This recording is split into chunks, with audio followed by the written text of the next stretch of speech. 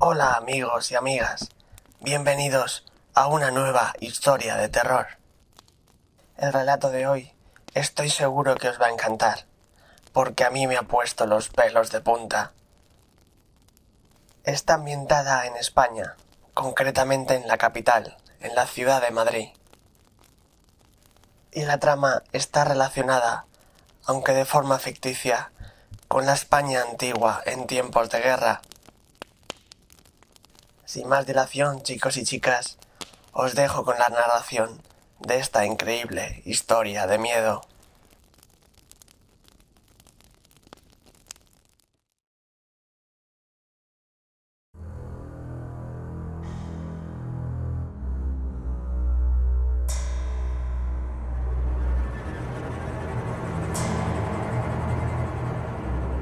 La historia de terror de hoy se titula El ascensor.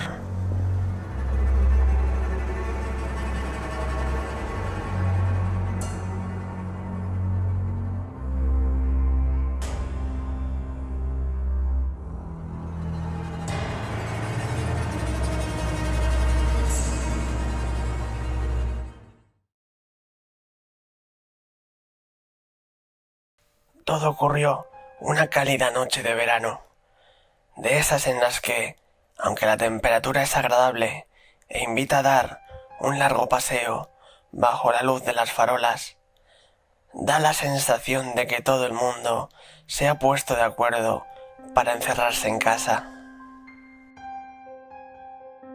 Eran, más o menos, las 2 de la madrugada. Había pasado varias horas vagueando ante el ordenador, así que decidí que era momento de tomar un poco el aire. Me calcé mis zapatillas deportivas, me dirigí a la cocina, saqué la bolsa del cubo y le hice un par de nudos. Tras cerciorarme de que no olvidaba las llaves, el mechero, ni tabaco, cerré la puerta del piso y me encaminé escaleras abajo. Podía tomar el ascensor, pero, teniendo en cuenta que a estos cacharros les suele dar por pararse de golpe, habría sido un error quedarme encerrado dentro de la única compañía de una bolsa de basura maloliente. Recorrí los pocos metros que separaban el ingreso del departamento de los contenedores, disfrutando del ambiente de soledad que reinaba en la calle, unido a la tenue iluminación y la invisible caricia procedente del asfalto caliente bajo mis pies. Tras meter la bolsa en uno de los cubos, volví a mi portal y antes de entrar encendí un cigarrillo, disfrutando de cada calada, mientras oía en la distancia el sonido de ambulancias y coches acelerando, la banda sonora que suena de fondo cada noche en la gran ciudad de Madrid. Mientras terminaba mi cigarrillo, eché un ojo al gran edificio de viviendas que esperaba mi regreso. Un bloque levantado a finales de los años 70, con paredes de ladrillo rojizo, 6 alturas y una planta de garaje bajo sus cimientos, similar a los cientos de edificios que, en aquella época, el Ministerio de Vivienda construyó en toda España. Junto al portal aún se conservaba la placa que daba fe de ello. Mis padres fueron los primeros dueños de la casa. Tras el paso de los años, su afán ahorrador les permitió hacerse con un chalet en las afueras, por lo que yo, siendo hijo único, tuve la suerte de pasar a ser el dueño y único habitante de la vivienda. Cuando acabé el cigarrillo, tiré la colilla al suelo y entré al portal. Por un momento pensé en subir andando hasta el 5.º piso, donde vivo, pero la vagancia pudo más, así que llamé al ascensor. Cuando éste llegó a la planta baja, ingresé en el habitáculo. Una de las curiosidades que tenía aquel edificio era dicho ascensor. No todos los bloques de viviendas de la época contaban con uno, y se consideraba una mezcla de lujo y suerte el poder llegar a casa en uno de estos chismes.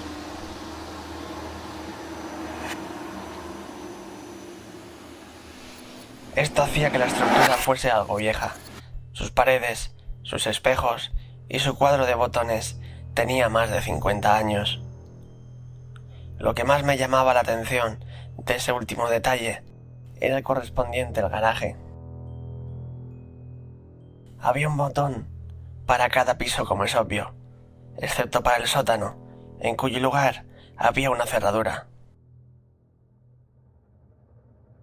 Todos los vecinos teníamos copia de la llave.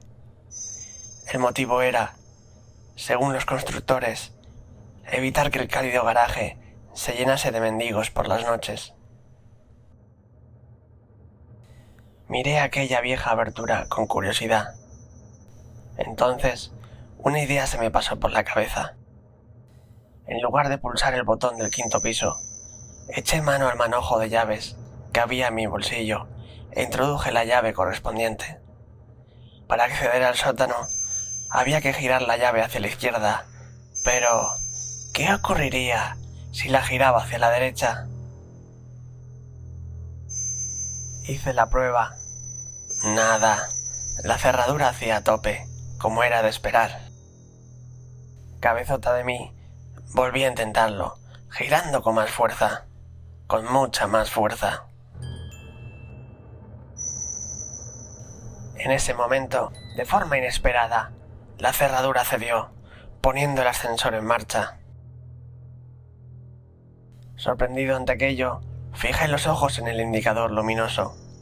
Mientras el ascensor descendía, pasó de mostrar un 0 a un -1. Pero llegado a este piso, el ascensor no frenó. Durante varios segundos, el trasto continuó bajando, traqueteando y rugiendo como de costumbre. El indicador luminoso mostraba 2 guiones intermitentes. Entonces, de repente, el ascensor se detuvo y su puerta se abrió. Ante mis ojos se extendía un largo y estrecho pasillo, apenas más ancho que el propio ascensor. La iluminación procedente del interior no bastaba para alumbrar aquel corredor, que era engullido por una tenebrosa negrura, y no se apreciaban escaleras que llegasen allí desde un piso superior. Hola. Mi voz retumbó por las paredes y desapareció en el oscuro espacio. A pesar de que la situación me imponía algo de respeto, la curiosidad ante el nuevo sótano recién descubierto pudo más.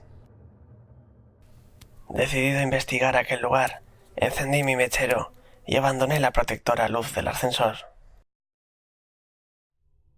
Me giré por un momento y vi que, en aquella planta, no había botón para llamar al ascensor, sino una cerradura.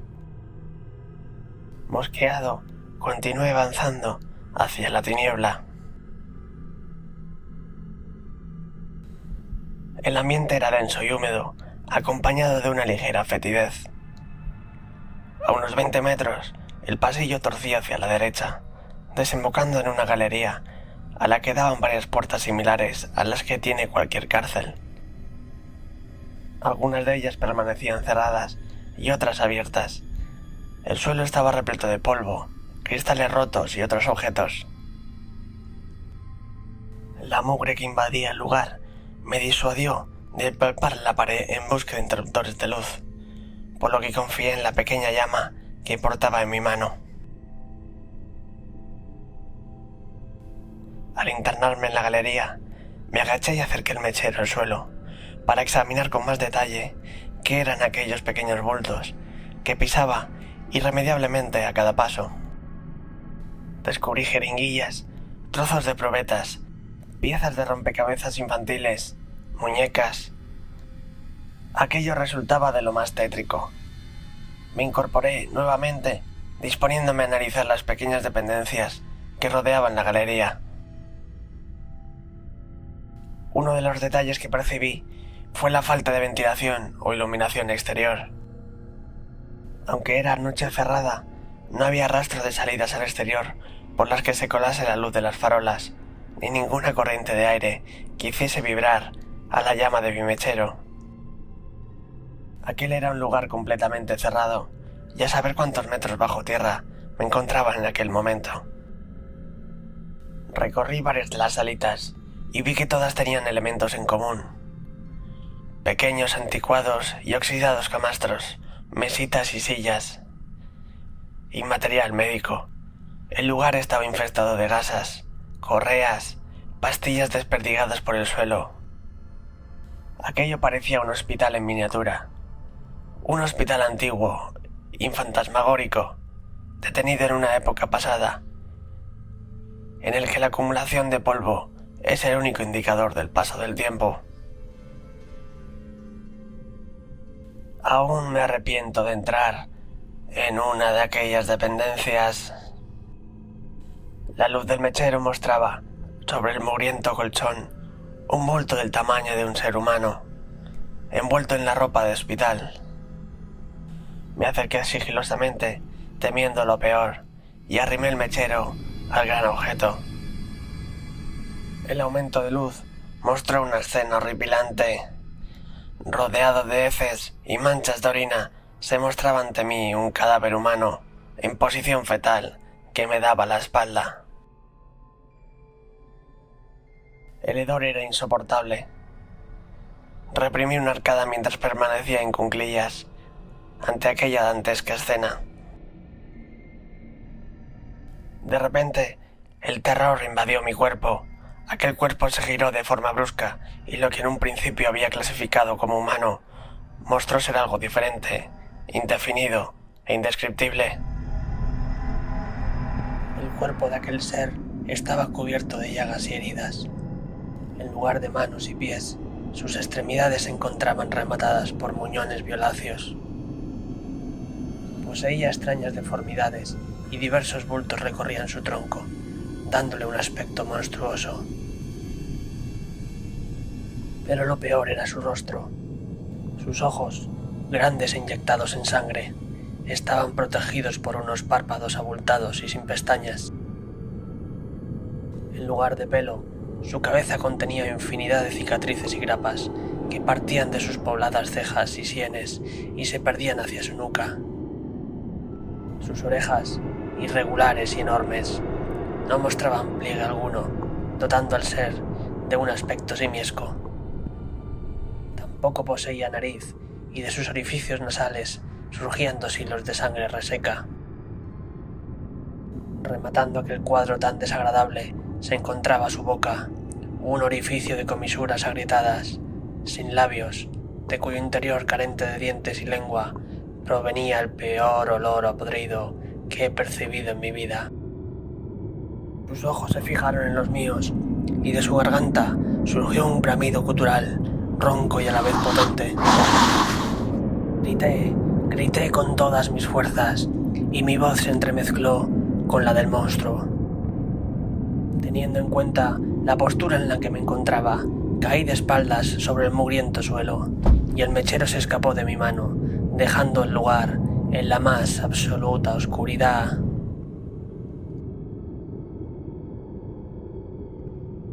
Mientras palpaba el suelo en busca del encendedor, oí cómo crujían los muelles del colchón, y antes de que pudiese reaccionar, aquel despojo se me echó encima, lanzando una vez más su aterrador alarido.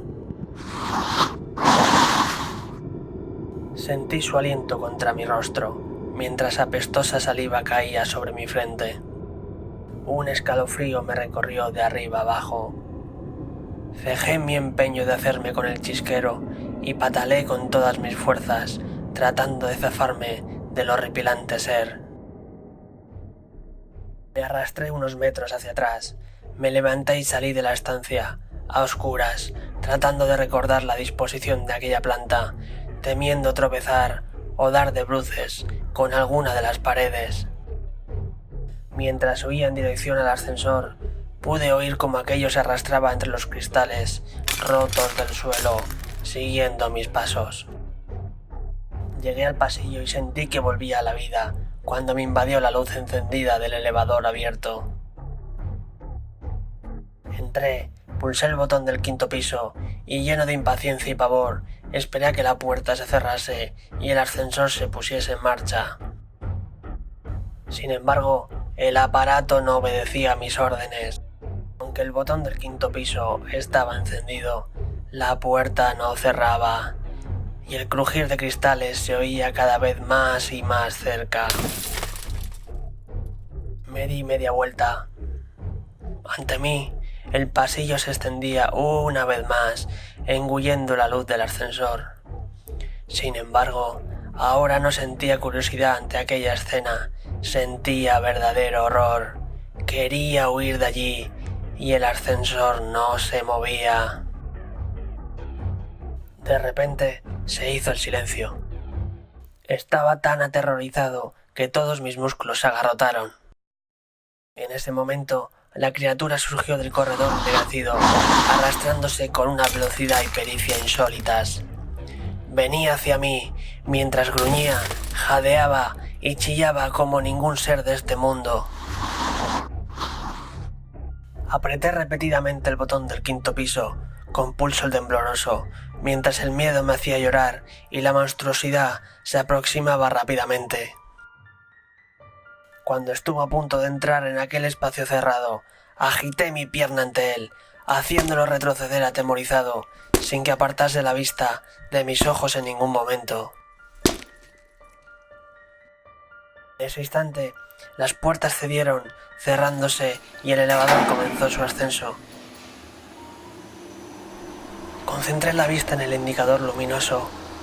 Los 2 guiones parpadeantes, tras unos segundos que me parecieron horas, dieron paso a la planta -1, luego a la planta 0 y así hasta el 5.º piso. Algo más calmado, me miré en el espejo y fui consciente de mi aspecto. Mi rostro estaba cubierto de una combinación de baba y mucosa sanguinolenta, mezclada con mis propias lágrimas. Cuando quise pasar el dorso de la mano por mi frente, descubrí que mis ensangrentadas palmas estaban llenas de cristales rotos. Inmediatamente comencé a sentir su dolor. Minutos antes, en aquel segundo sótano, el miedo no me había permitido ser consciente de cómo se habían clavado en mi piel. Llegué a casa y entré corriendo al baño. Los recientes recuerdos de todo lo que había ocurrido ahí abajo se agolparon en mi mente y no pude evitar arrodillarme ante el inodoro y vomitar la cena. Me di una ducha más larga de lo habitual, aún invadido por el asco, curé las heridas de mis manos y esperé a que llegase el día, incapaz de dormir. A la mañana siguiente, cuando la luz se llevó todos mis miedos, llamé a un amigo que vivía en uno de los edificios cercanos. Dicho inmueble era similar al mío, construido en la misma época, con la misma planta y con su respectivo ascensor. Tras contarle la historia y soportar sus burlas, me aseguró que haría la prueba en su elevador y que me avisaría qué había ocurrido en su caso. Esperé su llamada intranquilo y a los pocos minutos sonó el teléfono. Era él. Su voz sonaba entrecortada y temblorosa. Bajo su casa también había un segundo sótano, húmedo y maloliente. Sin embargo, no se había atrevido a adentrarse y no tenía intención de hacerlo. No pienso coger ese ascensor en mi vida. Eso fue lo que me dijo, y la verdad es que su opinión coincidía al 100% con la mía. A pesar de nuestros temores, nos decidimos a investigar sobre el asunto. Así, dimos con el que fue, por aquel entonces, presidente de la constructora encargada de levantar los edificios. Hoy en día, un ajado anciano, con un pie en el cementerio. Tras varias reticencias, nos explicó el porqué de aquellos sótanos secretos. En 1966, la recién inaugurada central nuclear de Zorita, en Guadalajara, había sufrido una grave fuga en uno de sus reactores, provocando una nube radiactiva que se extendió por los pueblos de los alrededores.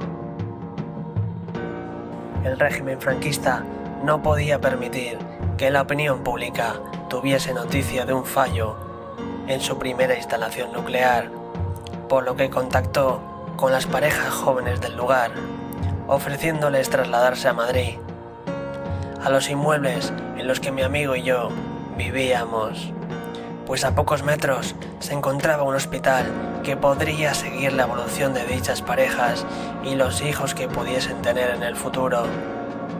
Para disimular aún más la situación, vendieron algunas de las viviendas a gente corriente que no tenía nada que ver con aquel incidente, como mis padres o los padres de mi amigo, por ejemplo. Sin embargo, la intención del régimen era muy distinta. Conocedores de las secuelas que la nube radiactiva tendría en esa gente, vigilaron cada nuevo embarazo que se produjo entre ellos, supervisando su evolución y haciendo desaparecer a todos aquellos recién nacidos que sufriesen graves malformaciones. Aprovechaban la tranquilidad de la noche para, haciéndose pasar por encargados de mudanzas, llevar a los bebés a su nuevo hogar. Aquellos sótanos, por otra parte, era el lugar perfecto para realizar investigaciones sobre los niños, pues nadie sabía de su existencia. El propio mecanismo de los ascensores se había mantenido en absoluto secreto, recayendo la tarea de llevar a cabo revisiones y reparaciones entre técnicos elegidos por el propio régimen, y una trampilla que solo se abría cuando el ascensor sobrepasaba el garaje ocultaba el segundo sótano a quien hubiese podido asomarse al hueco. Sin embargo, tras la muerte del dictador Francisco Franco, se canceló el proyecto. Tratando de arrojar tierra sobre el asunto, los sujetos en experimentación fueron sacrificados y toda documentación relativa al proyecto fue destruida. Casi todos los cabos quedaron atados. ¿Cómo que casi todos los cabos?, preguntamos mi amigo y yo a aquel hombre. Sí, dijo él. Resulta que, una vez, aprovechando el revuelo de los últimos días, mientras todo el mundo corría de arriba abajo, tratando de eliminar evidencias, uno de los niños desapareció sin dejar rastro y nadie más volvió a saber de él. Mi amigo y yo nos miramos aterrados, nos despedimos del anciano y volvimos a nuestras casas. Desde aquel día no he vuelto a subirme a un ascensor. Por si a alguien le interesa, vendo mi casa. Es un quinto piso, muy luminoso, y además tiene garaje y ascensor. Si te ha gustado la historia de terror de hoy, házmelo saber en los comentarios y no olvides suscribirte. Si además pulsas la campana, te podré avisar de que una nueva historia, todavía más terrorífica, te está esperando. Y no te olvides de seguirnos en las redes sociales, donde publicamos muchas cosas inquietantes.